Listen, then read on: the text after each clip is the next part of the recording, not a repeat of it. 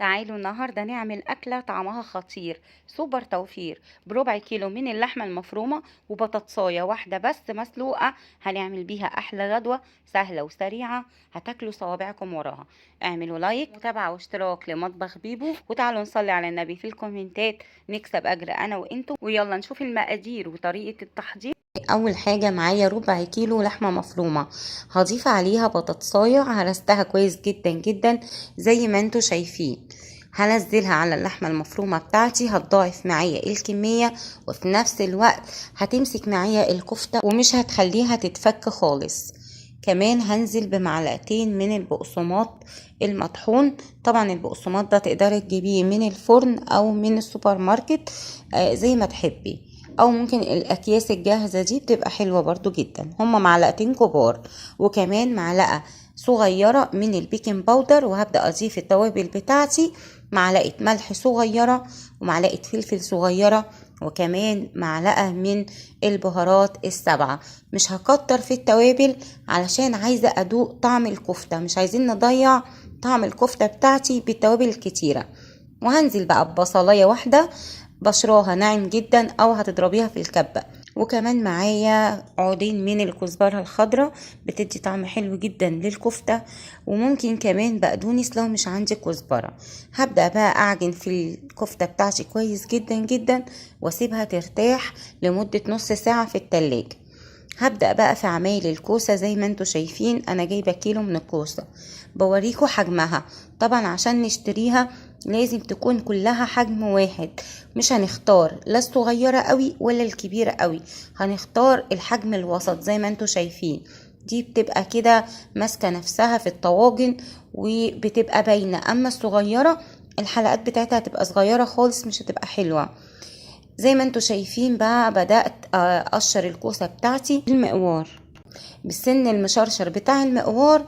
هبدأ اقشر بيه الكوسة كده خفيف، يبقى مني كحتها وفي نفس الوقت مدية شكل حلو وبرضو ما شلتش القشرة كلها.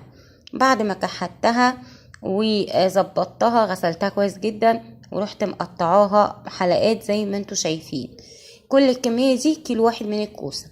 كمان بقى قطعت حلقات من البصل، بصلتين حوالي بصلتين وكمان طماطمتين قطعناهم طرنشات، ومعايا كمان قرن فلفل حار، ده طبعا على حسب رغبتك واختيارك. الفلفل ممكن تقطعيه حلقات او ممكن تحطي حباية الفلفل الحار في وسط الطاجن كده بتدي شكل حلو جدا. هنزل بقى بحلقات البصل سواء في البايركس او صينية او طاجن زي ما تحبي. وهبدأ بقى اتبل البصل اول حاجة بمعلقة صغيرة من الملح ومعلقة صغيرة من الفلفل ومعلقة صغيرة من السبع بهارات. كمان بقى لو كان عندي قرفة كنت حطيت، بس انت لو عندك قرفة حطي كده ربع معلقة من القرفة، بتدي طعم للكوسة حلو جدا.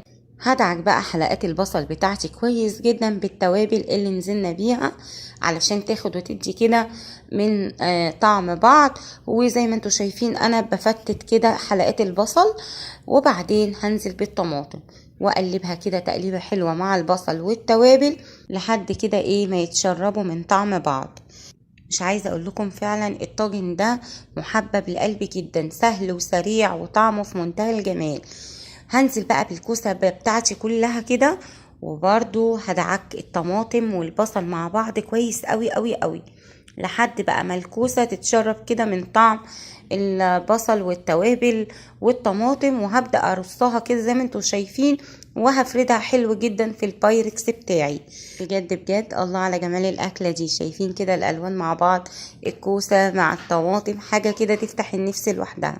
كمان احنا عارفين الكوسه فيها قيمه غذائيه عاليه جدا جدا لاولادنا، بتنمي الذكاء جدا وخصوصا في الدراسه، فهي من الاكلات اللي احنا فعلا مهدرين حقها. جبت بقى الكفتة بتاعتي من التلاجة بعد ما ارتاحت نص ساعة، وهبدأ بقى اصبع الكفتة. زي ما انتوا شايفين الكفتة بتاعتي متماسكة جدا وبصبعها زي ما انتوا شايفين كده بمنتهى السهولة، مش هتفك معاكي ولا هتلاقيها سايبة ولا اي حاجة من الكلام ده خالص. هعمل كل صباع كده هكون مخلياه سميك شوية، انا عايزاها ما تبقاش رفيعة يعني عشان تبقى باينة في الطاجن كده، وكل صباع كفتة كده يملى العين.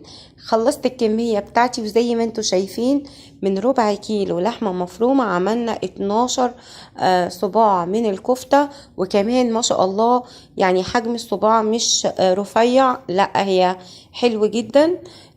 يعني ملينا الطاجن بربع كيلو لحمة مفرومة كفتة على الوش زي ما انتوا شايفين. هبدأ بقى اجيب الشوربة بتاعتي.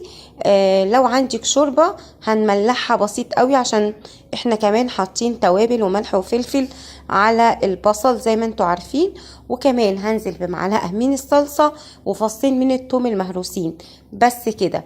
طب لو ما عنديش شوربة هجيب مية واحط مكعب مرقة دجاج والصلصة والثوم ونص معلقة من الملح ونص معلقة من الفلفل بس كده. هنزل بالشوربة بقى كده بالراحة على الطاجن بتاعي. وطبعا كمية الشوربة مش هتكون كتيرة، لان الكوسة بطبيعتها بتنزل مية، فعايزين كمية صغيرة جدا، يعني اللي هو مش هتبقى باينة من وش الكوسة، مش هنغطي الكوسة بالشوربة، لا ده هي حبة صغيرة كده تبقى الشوربة من تحت ما تبقاش باينة. كمان بقى انا وريتكم ازازة الزيت دي انا بحبها جدا، ولما بتخلص بملاها زيت تاني. هرش بقى كده على الكفتة بتاعتي زيت من فوق الوش عشان يديني لمعة وحمار للكفتة. طيب لو ما عندكيش البخاخة القمر دي هنرش كده ايه يعني حوالي ربع كوباية من الزيت على وش الكفتة. شايفين الجمال؟ الله بقى بجد، الله الله على جمال الاكلة دي. تعالوا بقى اكلمكم على التسوية. هنكون مشغلين الفرن ومسخنينه حوالي 10 دقايق قبل ما ادخل الطاجن بتاعي على درجة حرارة 180 درجة. وعلى الرف الاوسط هحط البايركس بتاعي، هياخد معايا سوا لمدة من نص ساعة لساعة الا ربع. مش هنغطيه ولا اي حاجة، لان الكوسة ما بتاخدش وقت في السوا خالص. وكمان الكفتة بتاعتي استوت وبقت زي الفل. زي ما انتوا شايفين بقى الجمال والحلاوة دي، جربوها وهتدعولي. مع شوية بقى رز بالشعرية زي ما انتوا شايفين الجمال والحلاوة دي، هتشرفك قدام ضيوفك. وبجد بجد طاجن طعمه لذيذ لذيذة، مفيش ولا احلى ولا اطعم من كده ولا اسهل من كده. طريقة تحضيره مخدتش معانا اي وقت. لو عجبتكم الوصفة ما تنسوش تعملوا لايك واكتبوا لي في الكومنتات بتتابعوني من اي بلد. بيسعدني جدا جدا كل الكومنتات الحلوة اللي بتيجي من الناس الحلوة. واستنوني في وصفة جديدة من وصفات مطبخ بيبو. دمتم سالمين وفي احسن صحة وفي احسن حال، واسيبكم في حفظ الله ورعايته، والسلام عليكم.